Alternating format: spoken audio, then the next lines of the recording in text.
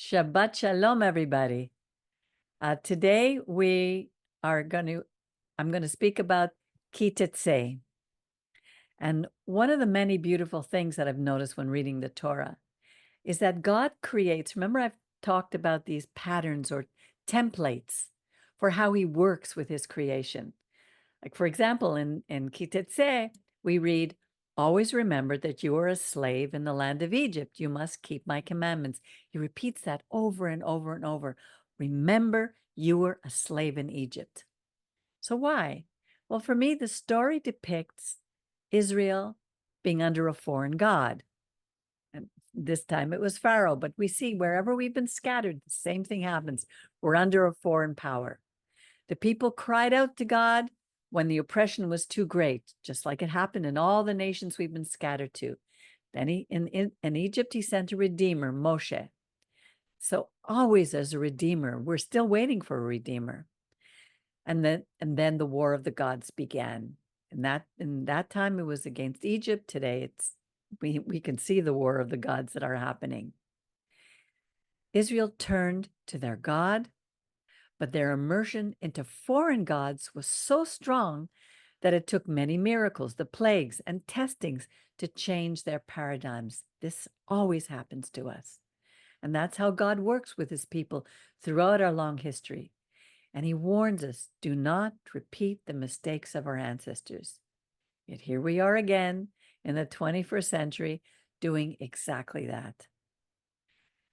Tetze continues last week's theme, which was tzedek, tzedek, tirdof. Justice, justice, you must pursue.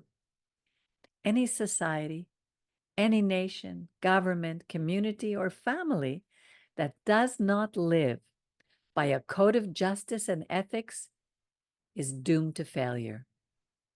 And here, Moses is establishing a formula with many examples. He gives us many examples of how we are to go out of our way, excuse me, to help our fellow man, and how to show compassion on those who are weaker than us. You know, Darwin's ideology of the survival of the fittest can only work in a world where God does not exist. And this is in direct opposition to the Torah, which teaches us that we need to care for the weakest among us, especially for those who cannot take care of themselves, who cannot defend themselves. He repeats this over and over, that we must take care of the widow, the orphan, and the stranger among us. Many of these regulations were to annul the cruel rituals of the pagan religions of that day, which involved the killing of the innocent, where they ate parts of a live animal, and which had a total lack of compassion for anything considered weaker than the fittest. Hitler lived by that motto. Many of the regulations in the Torah are clothed in the garments of that day, but their principles remain the same no matter how the times have changed.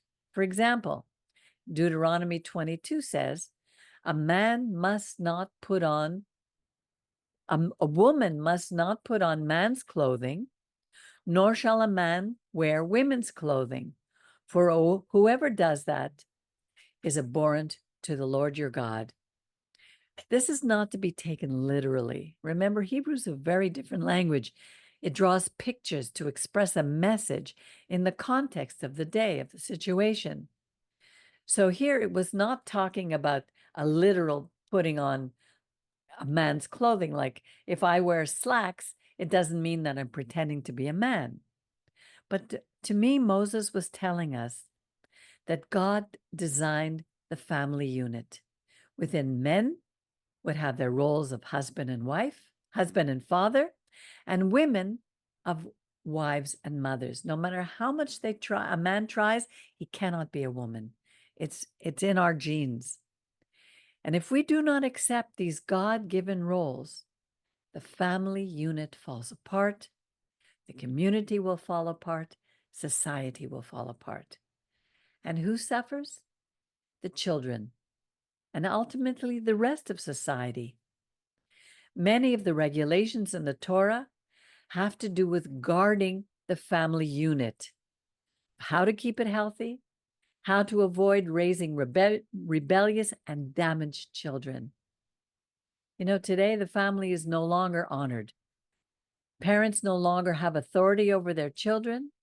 They're no longer allowed to discipline their children. And one way is by spanking them.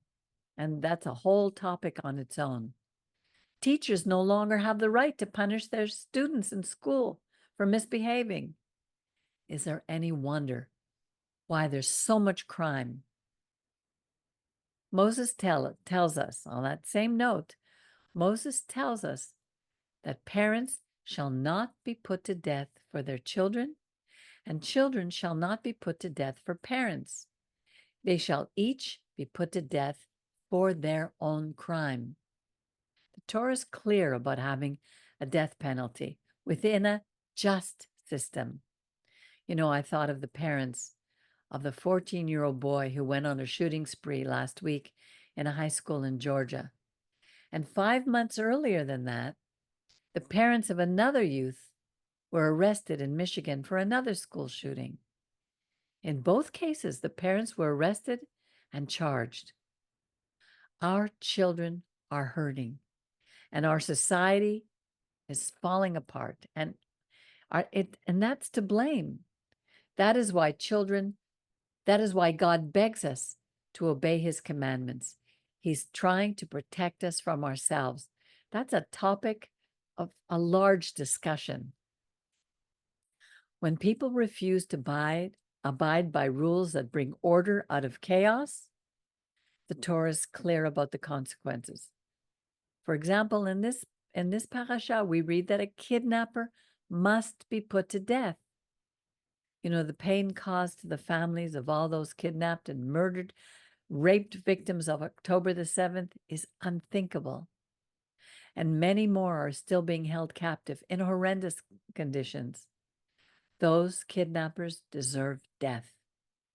People may think that the imposition of the death penalty is cruel, and they call our God cruel. But strict punishment for the guilty will save thousands of lives. God wants us to show compassion to the smallest of creatures. So he says, so that things may go well with us and we can have a long life. Moses tells us in Deuteronomy 22, 6-7, if we find a bird's nest in a tree or on the ground with the mother and egg still in it, do not take the mother together with her young. Let the mother go free and take only the young, in order that you may fare well and have a long life. When I was young, we used to go to the country for the summer, and there was a frog pond in our village. I'd love to spend time sitting and watching the frogs, especially the bullfrogs, with their large bellies and deep-throated calls to their fellow frogs. I was so upset and brokenhearted when my own cousins brought their BB guns to the pond and shot all the frogs. I was talking to my sister about that just this week, and I told her about this portion in the Torah. Later in life, I know that my cousins had lives that did not fare well for them. Perhaps these young boys in Georgia and Michigan started in their young life much earlier by killing little animals, innocent animals, before they went on a killing spree in their schools.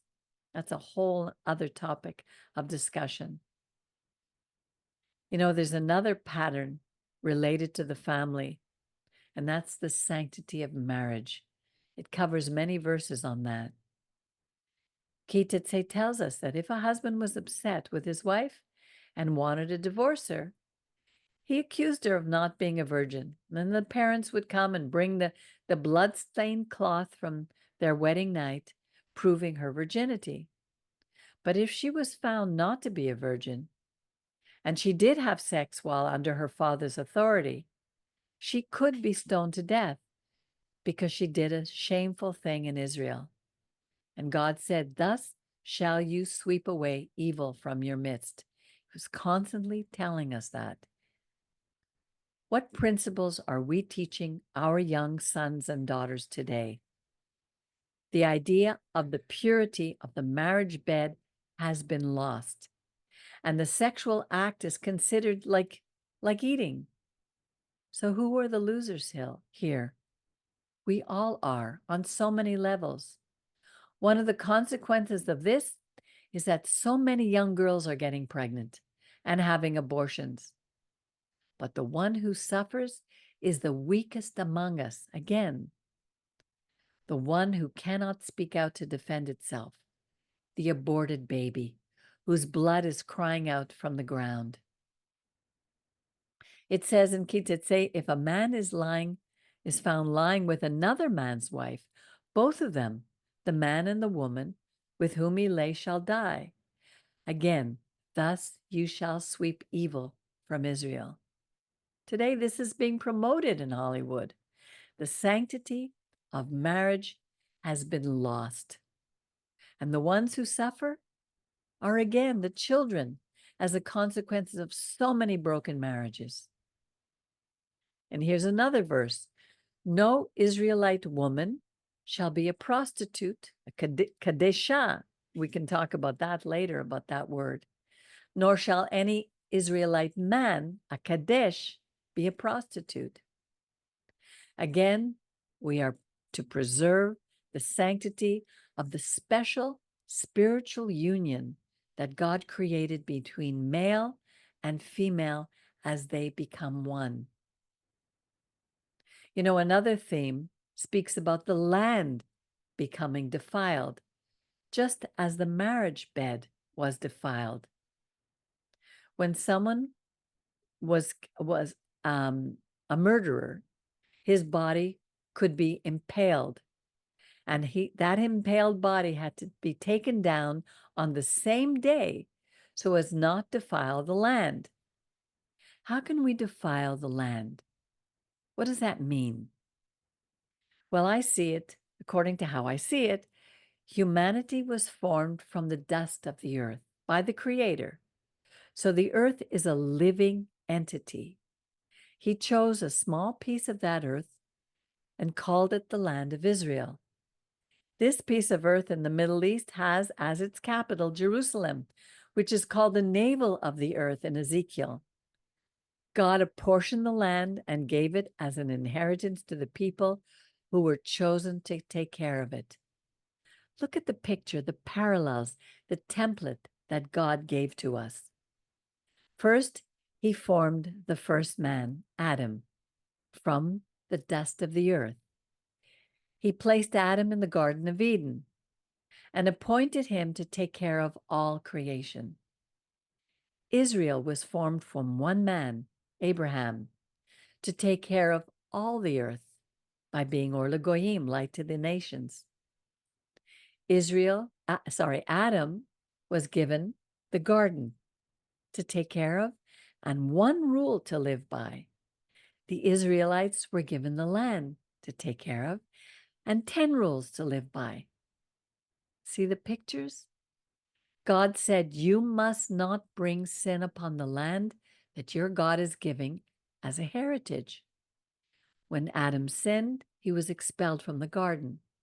When the Israelites sinned, they were expelled from the land. These themes are constantly repeated. Pictures.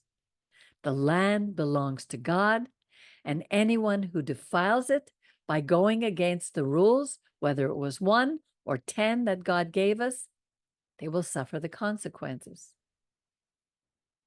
The portion ends with, remember what Amalek did to you on your journey after you left Egypt. He had no fear of God, and he came upon us in the rear, and he attacked those who were the weakest, the children, the elderly, the sick, and he cut them down. So God told us when were in the land and we had safety from all our enemies, we were to blot out Amalek from under heaven, and that we were not to forget. Today, Amalek represents the evil and the darkness that is invading not only God's land, but on a larger scale, God's entire earth. God repeats, thus you will sweep evil from your midst, so that all Israel would hear and learn to fear their God. The God of our fathers, Abraham, Isaac, and Jacob, is pure light, and his very presence burns away darkness and evil. He gave Israel the promised land, and he wants it to be kept clean and pure from the darkness caused by our bad behavior. And the Torah clearly spells out what bad behavior is. That's why we read it every week. And we all have the inclination to do bad, to do evil. It's called the Yetzer Hara. We all have the inclination to do good, the Yetzer HaTov. That's why we struggle with our nature every single day. No one is perfect. So let's not think that we can be holier than thou. God is not asking us to be perfect. He's asking us to be obedient. When he does, he takes care of us. When he says, always remember that you were a slave in Egypt, therefore do I command you to observe this commandment, he is reminding us that he set us free and he shows us a new path. He tells us to examine ourselves daily and to choose to change directions if we are on the wrong path. The Torah is filled with examples on how to do that. It's not a religion, it's a way of life. The land of Israel represents the physical world. The people of Israel were formed to be the spiritual connection between the Creator and mankind. That's the reason we're so hated by the nations, because they prefer their gods made in their image to the one and only Creator who is made in his, who made us in his image. Being chosen for this role is a huge responsibility, and many prefer to run away from it. But God does not expect us to carry this burden alone. He is always with us. He never leaves us. He never forsakes him. We are the ones who leave him. Today, our world is drowning in darkness. We can feel it. And we sometimes, too, we may feel that we are drowning. So what can we do? Let's begin by understanding that the battle we wage every day is a spiritual one. Light versus dark, good versus evil. As the Spirit of God walks among us, what does he see? Does he see light or darkness?